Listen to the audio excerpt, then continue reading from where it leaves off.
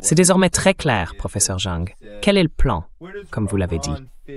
Où l'Iran s'inscrit-il dans ce tableau plus large alors? Parce qu'il y a une situation à laquelle les États-Unis sont confrontés, et même les médias traditionnels en parlent. L'armée américaine ne peut pas tout faire en même temps. Ils évoquent le fait que les points chauds à travers le monde augmentent les risques, que toute riposte pourrait réussir. Ils font référence à l'Iran, mais parlent en réalité du monde entier et du fait que l'armée américaine est effectivement présente partout. Professeur Zhang.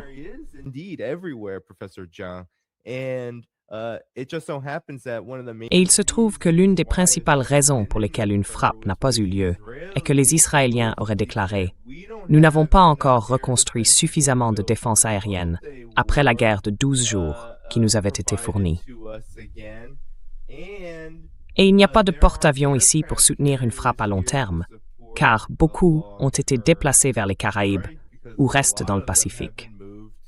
Alors, comment? Où l'Iran s'inscrit-il finalement dans tout cela? Parce que la dernière fois que j'ai vérifié, la stratégie de sécurité nationale, selon le professeur Zhang, disait que l'Empire américain était censé contrôler l'hémisphère occidental et se retirer de cette région. Et pourtant, nous voilà en train de parler de l'Iran.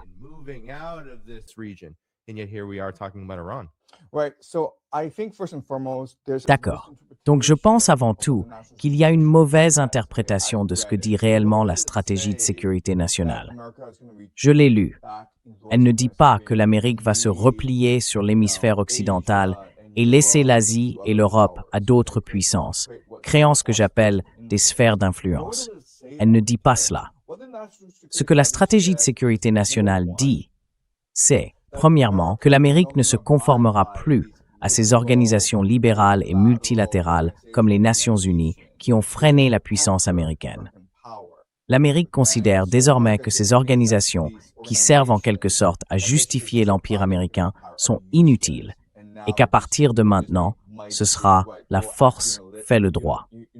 Nous agirons unilatéralement.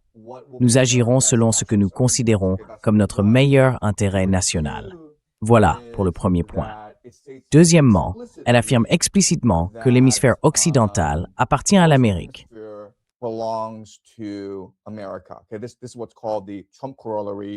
C'est ce qu'on appelle le corollaire Trump de la doctrine Monroe ou la doctrine Dunroe.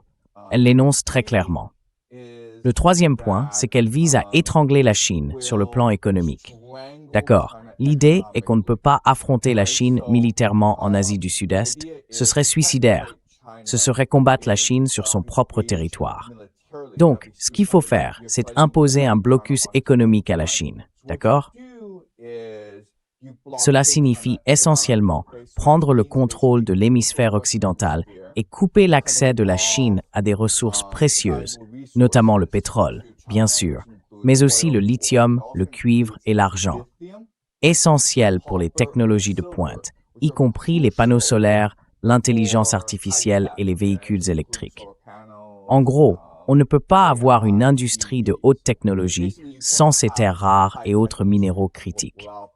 Et la plupart de ces ressources minérales proviennent en réalité de l'hémisphère occidental. Donc c'est le premier point.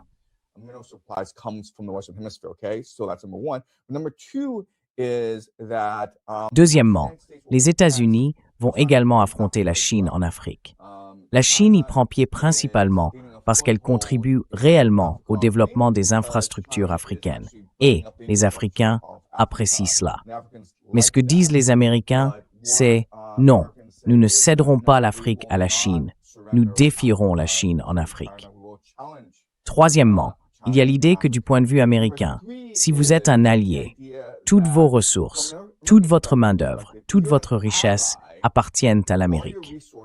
C'est ce qu'implique la stratégie de sécurité nationale, ce qui signifie qu'en substance, le Japon est un État vassal de l'Amérique. La Corée du Sud et le Japon sont tous deux des États vassaux. Cela signifie également que tous ces milliards de dollars que le Japon détient en bons du Trésor américain appartiennent en réalité à l'Amérique. Ils ne sont pas japonais. Ils n'appartiennent pas aux Japonais. Okay, it's not Japanese. It doesn't belong to the Japanese people. It belongs to America. Cela appartient à l'Amérique. Ainsi, la stratégie de sécurité nationale décrit comment maintenir l'empire américain et comment cet empire doit passer d'une approche fondée sur le soft power, sur la construction du consensus et la coopération à travers des organisations multilatérales, à une approche de hard power, utilisant réellement la force militaire pour projeter la puissance, contenir la Chine et maintenir le contrôle des chaînes d'approvisionnement. Et l'autre point très important que souligne la stratégie de sécurité nationale, c'est qu'elle renonce en quelque sorte à l'Europe. Elle affirme que, d'un point de vue stratégique, l'Europe n'a pas de valeur pour les États-Unis. Pourquoi? D'abord, parce qu'elle a une population vieillissante, donc peu de main-d'œuvre. Elle ne dispose pas de ressources. C'est un État-providence dépendant de la protection militaire américaine. Et les Européens sont trop concentrés sur la DEI, trop tournés vers la politique mondiale.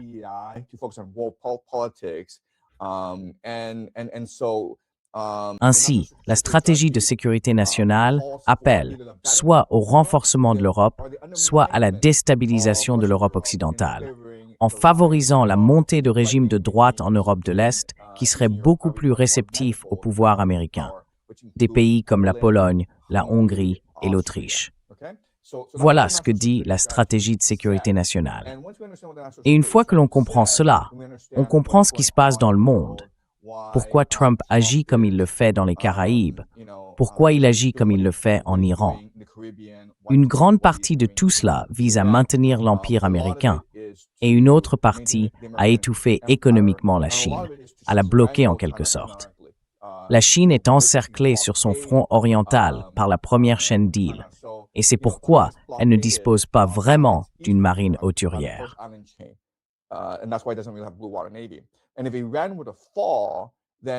Et si l'Iran venait à tomber, alors la Chine serait également bloquée sur son front occidental.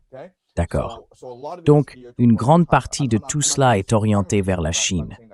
Je ne dis pas que c'est la raison principale, mais la Chine est clairement un facteur à prendre en compte. Voilà donc la stratégie. Le problème, c'est qu'elle est schizophrène et confuse, parce que pourquoi envoyer un tiers de vos forces navales dans les Caraïbes pour bombarder des bateaux de pêche et kidnapper Maduro, tout en appelant en même temps à un changement de régime en Iran? Du point de vue américain, ce que fait l'Amérique est insensé. Beaucoup de gens ne croyaient pas que Trump frapperait réellement l'Iran, car les forces navales n'étaient pas encore en place.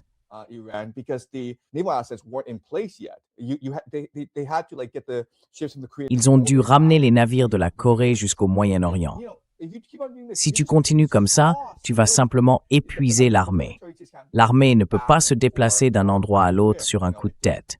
Cela demande des mois de planification et c'est extrêmement coûteux. Ces marins ont besoin de repos. Je veux dire, Trump va juste épuiser l'armée américaine. Trump n'est pas un planificateur. Regarde les choses sous cet angle, d'accord? Il a eu l'émission de télévision la plus réussie pendant très longtemps, The Apprentice. Donc il est très doué pour créer de l'audience télévisuelle. En même temps, chaque entreprise qu'il a touchée, que ce soit des casinos ou des restaurants, il l'a menée à la faillite. Donc c'est un type qui se préoccupe avant tout de l'apparence.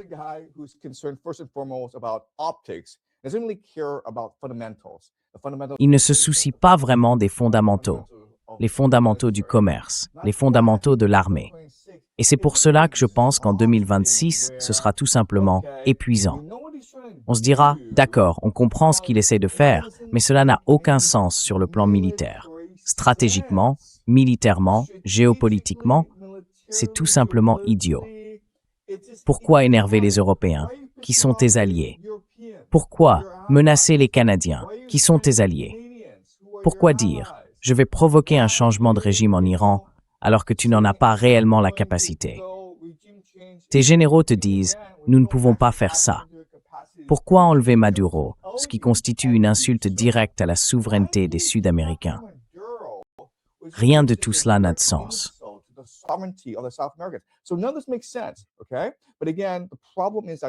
Mais encore une fois, le problème, c'est que Trump se préoccupe avant tout de son image. Il veut apparaître comme un grand héros conquérant. Il cherche donc des victoires faciles et peu coûteuses, comme Maduro. Le Groenland serait pour lui une victoire facile et peu coûteuse. Puis Cuba serait probablement une autre victoire facile et peu coûteuse. Il ne s'intéresse pas à ces conflits longs et prolongés qui pourraient se retourner contre lui. Mais ce qu'il fait, en réalité, c'est simplement retarder l'inévitable, non? Parce qu'à un moment donné, il faudra bien aller en guerre contre l'Iran. Et plus il s'étend, plus il s'expose à ce qu'on appelle une surextension pure, n'est-ce pas? Il finira par se retrouver dans ce combat final contre l'Iran qui arrivera tôt ou tard. Donc ce qui se passe dans le monde, c'est tout simplement insensé, non?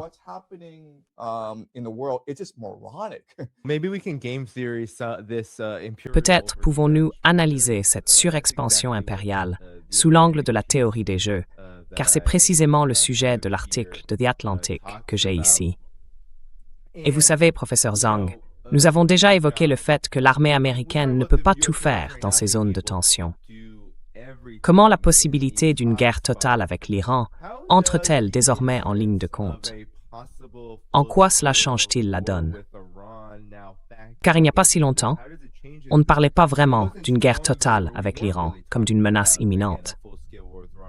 Et maintenant, il y a beaucoup d'élan, beaucoup de pression pour aller dans ce sens. Mais nous avons aussi parlé ici de la situation au Venezuela, l'opération d'enlèvement, qui n'a pas conduit à un changement de régime complet et qui a mis les Vénézuéliens en colère. Ils descendent dans la rue chaque jour pour montrer à quel point ils sont furieux de cela.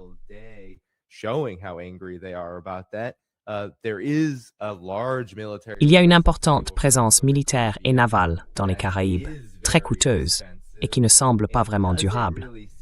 Et puis, comme vous l'avez souligné, il y a cet effort pour isoler la Chine et peut-être, dans une certaine mesure, la Russie. Mais si l'on regarde la Chine, tous ces points de tension, du Groenland au Venezuela en passant par l'Iran, sont liés. Si les États-Unis, si l'administration Trump ne réussit que sur le plan de l'image, d'après ce que je comprends, la Chine ne s'intéresse pas vraiment à l'image. Elle s'intéresse à faire des affaires et à obtenir des résultats concrets.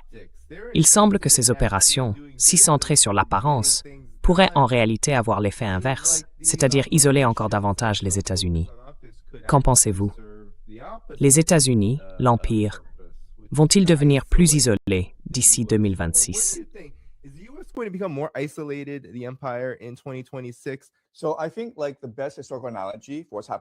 Je pense que la meilleure analogie historique pour ce qui se passe aujourd'hui se trouve dans l'histoire de la guerre du Péloponnèse. C'est un ouvrage écrit par Thucydide, un général athénien, qui a tenté d'analyser la guerre de 30 ans entre Sparte et Athènes, laquelle a finalement détruit l'Empire athénien. Il y énumère les erreurs commises par les Athéniens qui ont conduit à leur chute. Et ce sont exactement le même type d'erreurs que les Américains commettent aujourd'hui. D'accord? Après les guerres médiques, Athènes est apparue comme la sauveuse du monde grec à travers la mer Égée. C'est très similaire à la manière dont, après la Seconde Guerre mondiale, les Européens ont remercié l'Amérique d'avoir sauvé l'Europe du fascisme. Mais il y avait aussi, parmi les Européens, la crainte que les États-Unis les abandonnent, comme ils l'avaient fait après la Première Guerre mondiale. Ils ont donc créé l'OTAN, avec l'idée que l'Amérique maintiendrait toujours une présence militaire en Europe et la défendrait contre l'Union soviétique.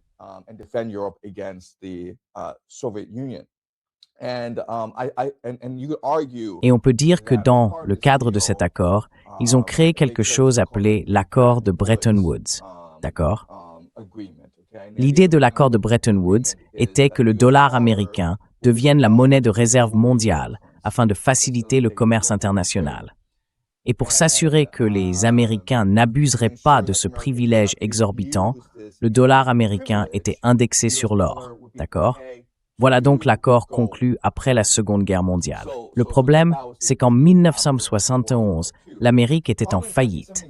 Elle avait dépensé des milliards pour financer cette guerre inutile au Vietnam. Elle finançait aussi la grande société de Lyndon Johnson, qui était un excellent programme pour les Américains, mais qui ruinait également le pays. Et l'Amérique avait aussi dépensé des milliards dans la course à l'espace en envoyant un homme sur la Lune.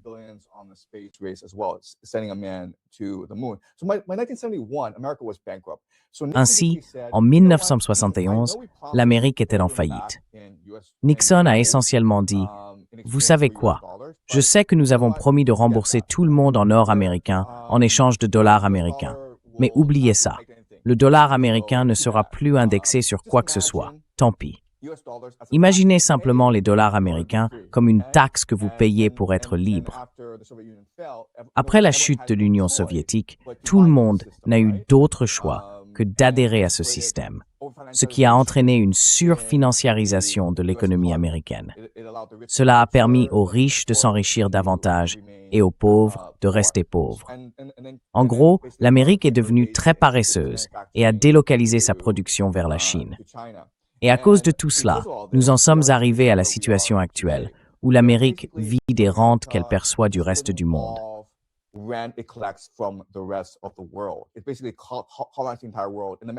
Il colonise en fait le monde entier. Et le mécanisme qu'il utilise pour cela est bien sûr le dollar américain. Et cela a bien fonctionné jusqu'en 2022, lorsque Poutine a envahi l'Ukraine et a montré qu'il était prêt à défier l'Amérique. Mais ce n'est pas tout. Les Américains ont militarisé leur système financier pour sanctionner la Russie. L'exemple classique, bien sûr, est SWIFT. Ils ont essentiellement exclu la Russie de SWIFT et l'ont sanctionné, mais cela a échoué.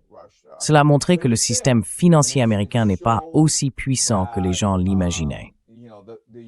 L'autre chose que l'Amérique a faite, et qui était vraiment stupide, a été de saisir environ 200 milliards de dollars d'actifs russes.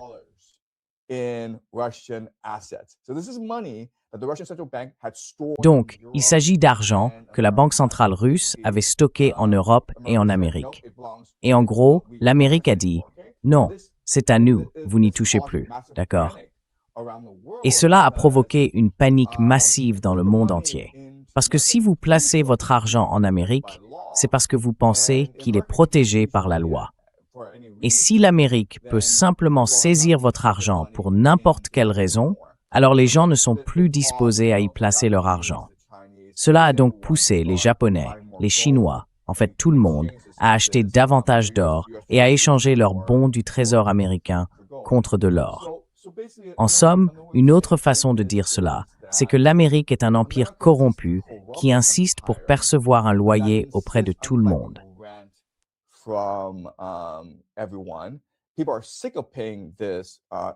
Les gens en ont assez de payer cette extorsion et se révoltent contre elle. Alors l'Amérique recourt à la force. C'est exactement ce que les Athéniens faisaient à l'époque. Ils transformaient leurs alliés en États vassaux, puis à terme en ennemis. Et c'est ce que nous voyons aujourd'hui en Europe, où ces anciens États vassaux en viennent à comprendre que l'Amérique représente en réalité une véritable menace pour leur paix et leur prospérité, et non la Russie. Mais ce qui est vraiment intéressant dans tout cela, oui, vraiment intéressant, c'est que pendant que cela se produit, pendant que l'Amérique mène ces guerres stupides, pendant que les Athéniens menaient ces guerres stupides à l'étranger, les Athéniens se sont également engagés dans une guerre civile.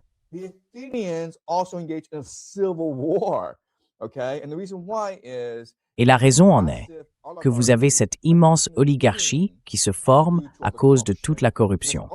Et cette oligarchie, eh bien, elle se bat en interne pour le statut.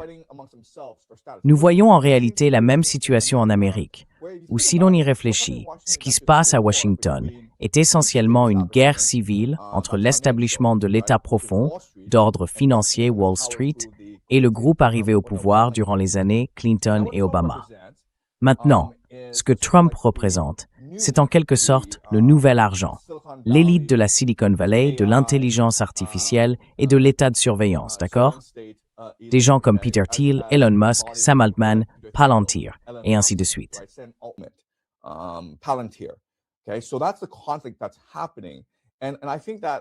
C'est donc le conflit qui se déroule. Et je pense qu'une grande partie de ce conflit politique interne aux États-Unis est alimentée par cette division plus profonde au sein de l'oligarchie. Nous avons déjà vu ce schéma auparavant, Et il conduit finalement à quoi? D'abord, à une révolution à Athènes, ensuite à l'unification du monde entier contre Athènes, et enfin à la défaite d'Athènes. Je pense qu'un schéma similaire se reproduira aujourd'hui, avec une guerre civile ou une révolution en Amérique, et le monde entier s'unira contre elle, car il considère l'Amérique comme la plus grande menace pour la paix mondiale. Et finalement, cela mènera à la chute de l'Empire américain. Number three is that this will lead ultimately to the demise of the American Empire. We already have 2 flashpoints in 2020. Nous avons déjà 2 points de tension en 2026 qui ont explosé de multiples façons. Le Venezuela et l'Iran. Et l'Iran n'en a pas fini, pas plus que le Venezuela. D'après mon estimation, professeur Jiang, l'administration Trump a essentiellement mené une opération d'enlèvement, laissé le même gouvernement en place, et maintenant, il y a des millions et des millions de personnes qui soutiennent le gouvernement actuel au Venezuela, très en colère que leurs dirigeants leur aient été enlevés. Et dans le contexte de la situation régionale, comme je l'ai déjà dit dans l'émission professeur Jiang, la situation en Amérique latine et en Amérique du Sud n'était pas nécessairement défavorable aux États-Unis avant cela. Je sais que vous avez des opinions sur la direction que cela va prendre. Donc, en ce qui concerne l'avenir de l'Empire américain, c'est désormais un axe majeur entre l'Iran et le Venezuela. Comment ces deux contextes, selon vous, façonnent-ils l'avenir de l'Empire américain ou en posent-ils les fondations en 2026?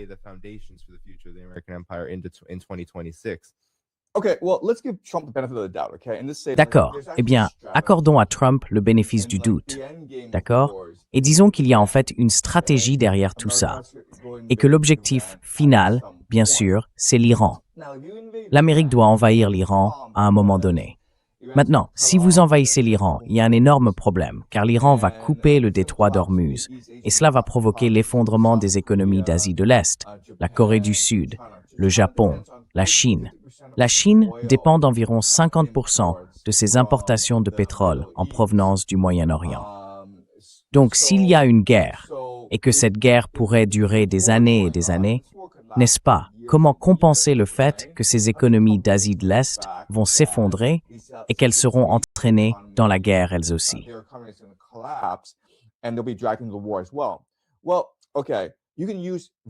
Eh bien, d'accord. Vous pouvez utiliser le Venezuela et l'Amérique du Nord, les États-Unis et le Canada pour compenser la perte de pétrole au Moyen-Orient, n'est-ce pas? C'est pour cela qu'il faut sécuriser le Venezuela, parce que vous anticipez ce conflit massif au Moyen-Orient. Il faut donc moderniser l'industrie pétrolière vénézuélienne afin de s'assurer que les économies asiatiques ne s'effondrent pas et ne soient pas entraînées dans la guerre. En particulier le Japon, la Chine et la Corée du Sud. C'est ça la stratégie, d'accord?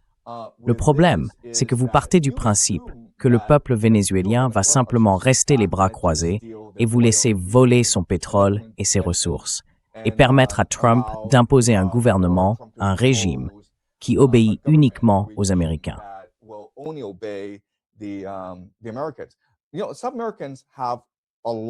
Vous savez, certains Américains ont une longue mémoire de cet impérialisme yankee tant méprisé, n'est-ce pas?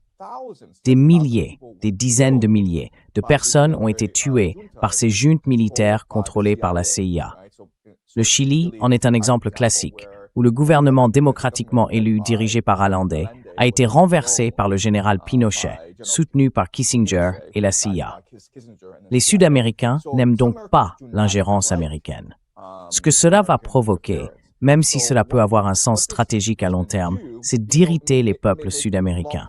Cela va rallier le peuple vénézuélien. Finalement, au Venezuela, dans quelques mois, il y aura une élection générale.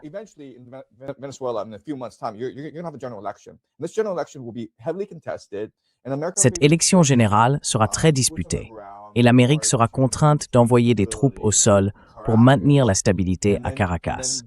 Et cela déclenchera ensuite une guerre de guérilla. Donc, je comprends d'un point de vue géopolitique que ce qui se passe au Venezuela a du sens, n'est-ce pas? Mais la manière dont la situation est gérée signifie qu'à terme, on assiste à un enlisement progressif et l'on se retrouve dans une situation semblable à celle du Vietnam, ce qui finira par épuiser l'Empire américain. Je sais donc qu'à court terme, sur une période de 2 ans, tout cela semble logique, et les Américains auront le sentiment que Trump a le contrôle, que Trump est ce grand héros conquérant qui rendra sa grandeur à l'Amérique.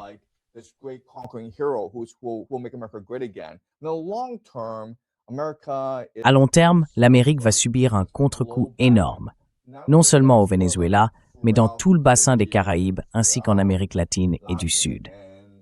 C'est donc véritablement la fin de l'Empire. Écoute, les Américains auraient pu faire cela à n'importe quel moment. En réalité, en une seule journée, l'Amérique pourrait aller renverser tous les régimes d'Amérique du Sud. Ils en ont la capacité militaire. On ne le fait pas parce que c'est imprudent, parce que c'est suicidaire, parce que ça ne fait qu'irriter les gens. Cela met en colère des centaines de millions de personnes. Cela les unit.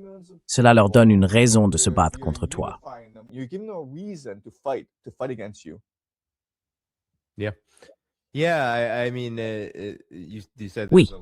Oui, je veux dire, vous avez dit qu'il y a une longue histoire, professeur Jung, de ce genre de comportement. Énerver les gens en Amérique du Sud, en Amérique latine, dans les Caraïbes. Maintenant, l'administration Trump, les États-Unis, ils ne sont pas du genre à se cacher. Et je pense que c'est un gros problème pour l'Empire américain. Ils ne cherchent pas à dissimuler la manière exacte dont ils veulent faire les choses. Nous avons entendu à plusieurs reprises de la part de l'administration Trump, à propos de l'Iran par exemple, et maintenant du Venezuela aussi, qu'ils veulent des frappes rapides et décisives. Donc ils veulent en quelque sorte le beurre et l'argent du beurre.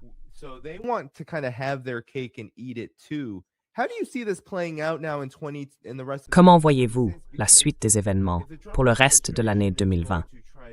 Parce que si l'administration Trump essaie d'intervenir avec une force écrasante, ou par des attaques surprises, des opérations d'enlèvement, des coups d'État, ce genre de choses, ces actions comportent un risque élevé d'échec, comme nous l'avons déjà constaté à 2 reprises, rien que dans le premier mois de 2020. Qu'est-ce que cela signifie alors? Ou qu'est-ce que cela annonce pour le reste de l'année, sachant que l'administration Trump veut des frappes rapides et décisives? On dirait qu'ils vont tenter d'emporter plus d'une dans les semaines et les mois à venir.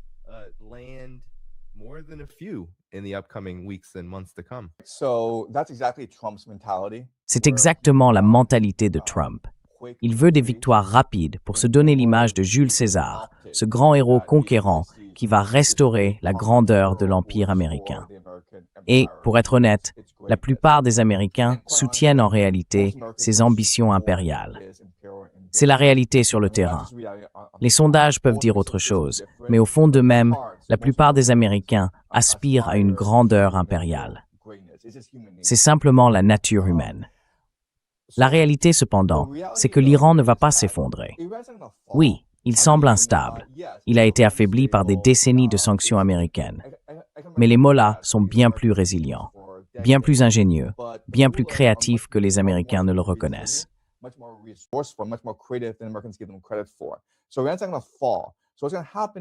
Donc, l'Iran ne va pas s'effondrer. Ce qui va se passer, c'est que Trump va se frustrer de la situation en Iran et détourner son attention ailleurs, ce qui inclut le Groenland, n'est-ce pas? Le Groenland représente une victoire rapide et facile, car les Européens ne peuvent vraiment rien y faire. Si Trump dit simplement « Écoutez, je vais annexer le Groenland », personne ne peut l'en empêcher. Les Allemands, les Français, les Suédois et les Norvégiens pourraient dire « Nous allons défendre militairement le Groenland ». Alors que font-ils? Eh bien, l'Allemagne envoie 15 soldats au Groenland. La France en envoie 13. Et devinez quoi? Il y a déjà 150 soldats américains au Groenland.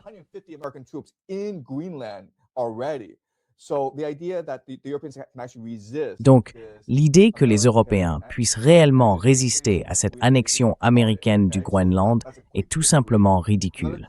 C'est donc une victoire rapide. Une autre victoire rapide pour Trump serait le Canada. Le marché immobilier canadien s'est effondré, il y a eu d'énormes licenciements cette année, et certaines régions, l'Alberta est l'exemple le plus évident, vont voter pour faire sécession du Canada. Ensuite, peut-être que 20% des Albertains voteront pour rejoindre réellement les États-Unis. D'accord? Mais Trump s'en moque. Pour lui, c'est comme si c'était 100%, n'est-ce pas? 20% équivalent à 100% dans sa vision du monde. Et il va menacer le Canada en disant « Soit vous nous donnez l'Alberta, soit nous allons vous envahir ». Et cela va créer beaucoup de drames télévisés, ce dont Trump se nourrit.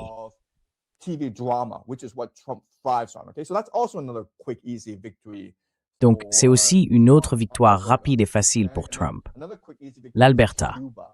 Et puis une autre victoire rapide et facile, c'est Cuba. Parce que ce qui se passe, c'est que la bouée de sauvetage énergétique de Cuba, c'est le Venezuela. Sans le Venezuela, Cuba est pratiquement plongée dans le noir. Elle ne peut même pas avoir d'électricité, d'accord? Donc Cuba serait aussi une autre victoire rapide et facile. Je pense que ce sont les trois plus faciles pour le moment, et ensuite on pourra progresser. Parce que le problème avec ces victoires rapides et faciles, c'est qu'elles créent de l'hubris. Elles te rendent illusionné et te font croire que tu es invincible, d'accord? Mais je pense que l'Iran sera bien plus résilient que Trump ne le croit, et qu'il finira par se frustrer et passer à autre chose.